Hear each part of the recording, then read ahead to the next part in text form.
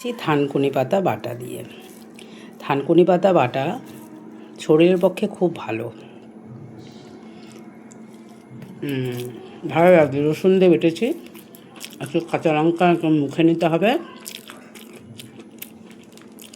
এমন করে কাঁচা লঙ্কা মুখে নিতে হবে, এমন করে লঙ্কা ধরতে হবে, ভাত দিয়ে এরকম করে খেতে হবে। তারপরে খাচ্ছি ডাল দিয়ে। এটা হচ্ছে মুগ ডাল, কাঁচা মুগ ডাল রান্না করেছি। এটা কুমড়ো দিয়ে রান্না করেছি। ভালো লাগছে, দারুণ লাগে। কাঁচা মুগ ডাল কুমড়ো দিয়ে, তারপরে এই যে মটরশুঁটি দিয়ে, ধনে পাতা দিয়ে তোমরা করে খাবে, খুব ভালো লাগবে। একটু পেঁয়াজ নিতে হবে, একটু আলু পেঁয়াজ খালি ভাজা নিতে হবে, নিয়ে এইভাবে মুখে পুরে দিতে হবে।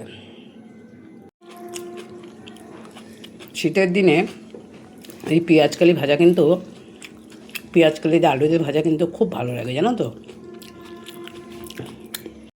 এরপর খাচ্ছি মাছের ঝোল দিয়ে।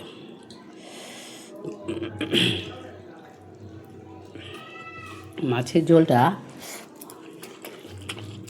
এত ভালো হয়েছে, সত্যি কথা বলতে কি, একটু শুকনো লঙ্কা দিয়ে মাছের ঝোল করলে না ভীষণ ভালো লাগে।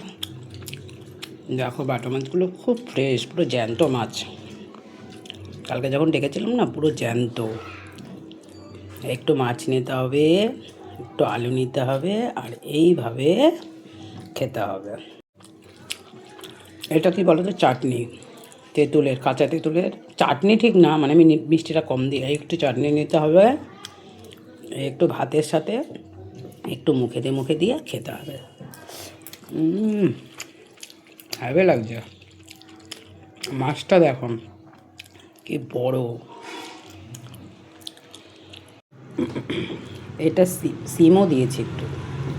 মাছের ঝোলটা সিম দিয়ে আলু দিয়ে করেছি, খুব ভালো লাগে। তার সাথে একটু টক দিয়ে খেলে তো আরও পুরো জমে যাবে। আর একটু তেঁতুলের টক নিয়ে দারুণ লাগছে।